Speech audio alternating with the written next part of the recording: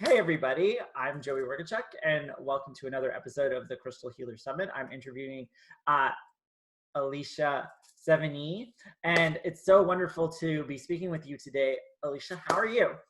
I'm very good, Joey. Thank you so much for having me. So it's super wonderful. You're a children's author. You've written how many books, Alisha? So I have 3 published. My latest one just came out, The Lost Scroll of the Physician. Oh, that's so Um, cool. yeah, it's the first in a series, so there'll be 2 more coming after that. And I just found out I sold a picture book, a children's like baby picture book, which is fun. Oh, that's so amazing. So what's So I'll really have actually 6, I guess. Yeah. No, that's good. That's good. So what's really kind of exciting and why we are interviewing today is that a lot of people don't know that you're actually a crystal expert and a crystal healer. You've totally been certified. You've taken so many different kinds of courses, and you know so much about crystals and magic, which is always so wonderful and exciting because you're a lot of your stories I think are kind of magical and romantic and Thank wonderful. you. So can you like tell us a little bit about your crystal journey and also how that kind of like weaves in with your journey as an author?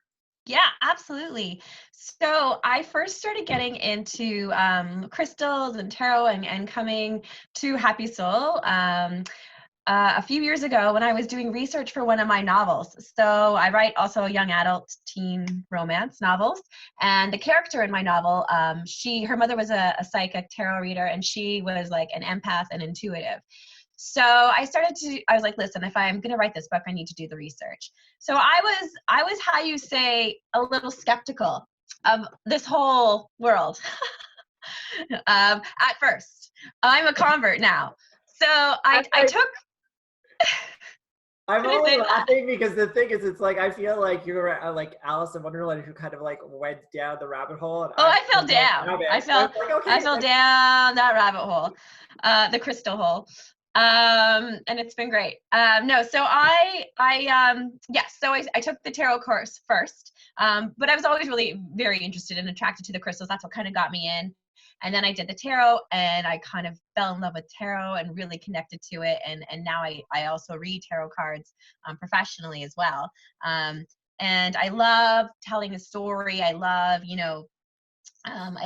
just kind of incorporating these elements into my writing, as you say, because I was shocked that I'm kind of a practical, rational mind. I have like the science kind of based background, but I also my favorite thing is exploring where science and magic interconnect. So where they connect, and exploring that kind of area. And I love crystals, and I love how at first when I would be like, okay, this crystal means this, but does it really mean this? But you know what? The more I got to know crystals and be around them, the more I noticed the significant impacts they were having on my life. The calmer I was becoming. I'm always someone who's struggled with anxiety, especially as a creative and an artist.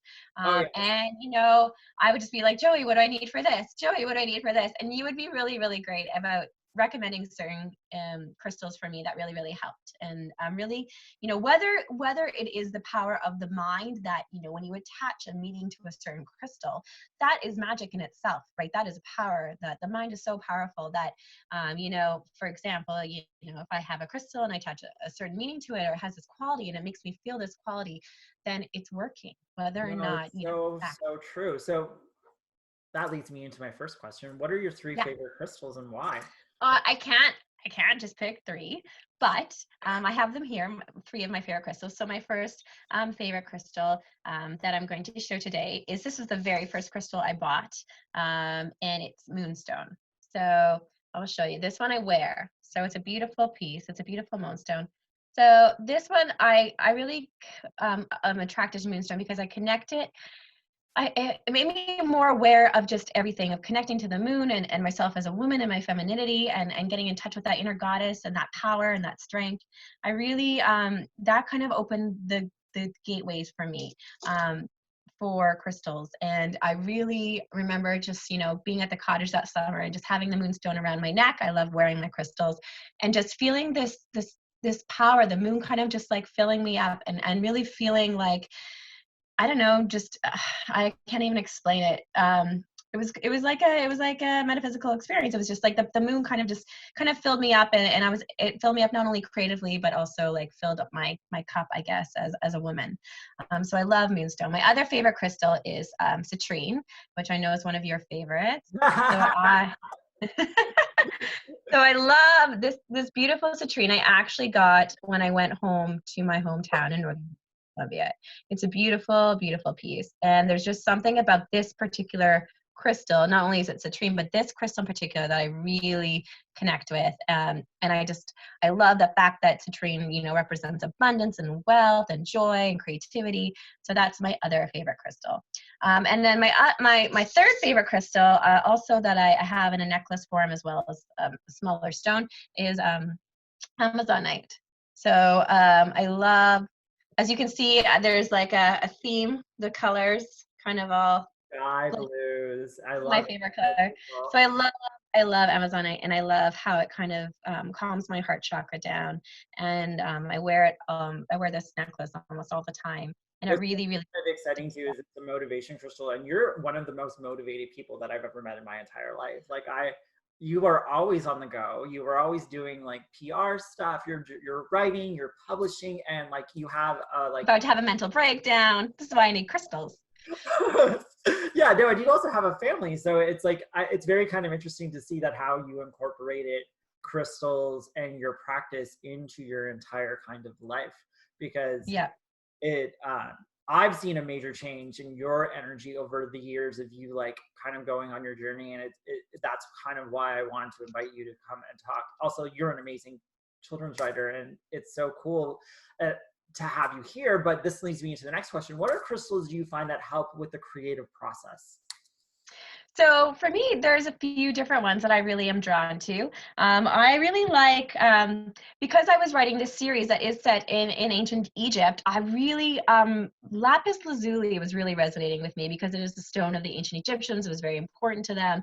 I have this beautiful piece that I bought down from a local indigenous artist in Mexico. And I really find that lapis lazuli really kind of helped me power me through this series because it helped me connect.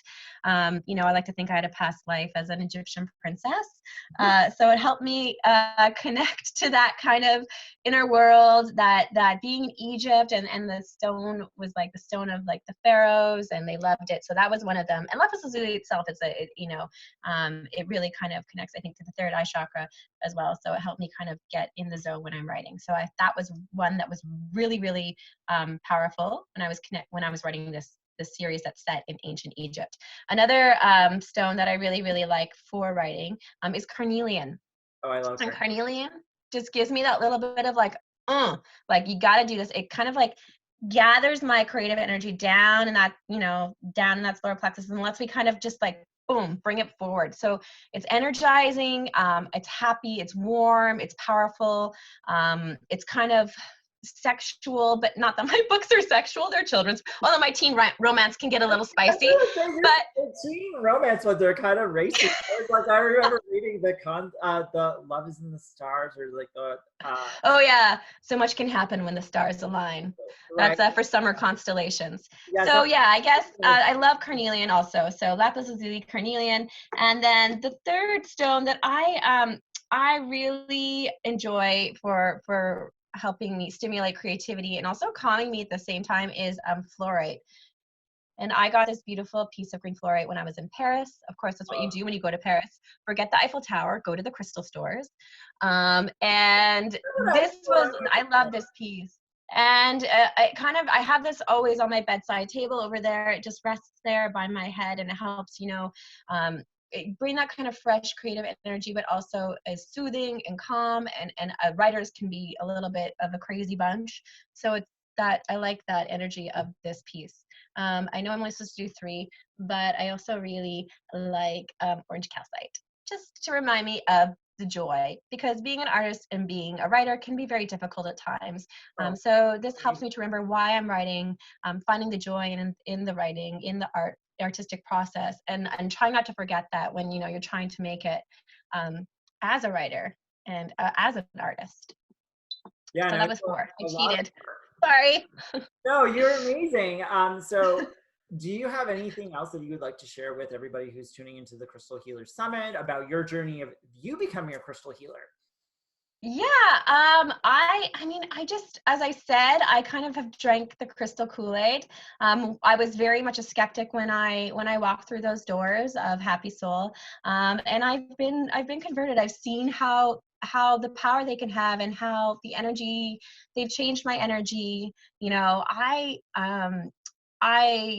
as I said, I was always kind of like, and I still sometimes can get up here, but they kind of bring me back to earth. They ground me, whatever it is I'm needing. Sometimes I'm really attracted to one crystal. Other times I'm attracted to another crystal. And I really find, if I do my homework or, I know quite a bit about crystals now, that's kind of what I'm needing at that time is what I'm drawn to. So it's just so funny how it all works. But I really believe in, whether it is the power of the crystal or the power of the mind, science and magic, where do they intersect? I find that they are a very powerful tool for me in my everyday life. Well, that's amazing. Hopefully, maybe in the future, you'll write kids' books about crystals. I would love that actually. And I do still have that manuscript that I started this whole journey. It's called In the Palm of My Hand. And that's kind of on the back shelf right now. It's being workshopped a little bit, but it's really special and I hope one day it will be published. Well, I can't wait. I want to thank you so much for joining us today. And for people who are interested in checking out what Alisha does, her website link is below her bio in the email that you got today. Thank you so much, Alisha, for joining us. Have a really amazing day. Thank you, Joey. Have a great day.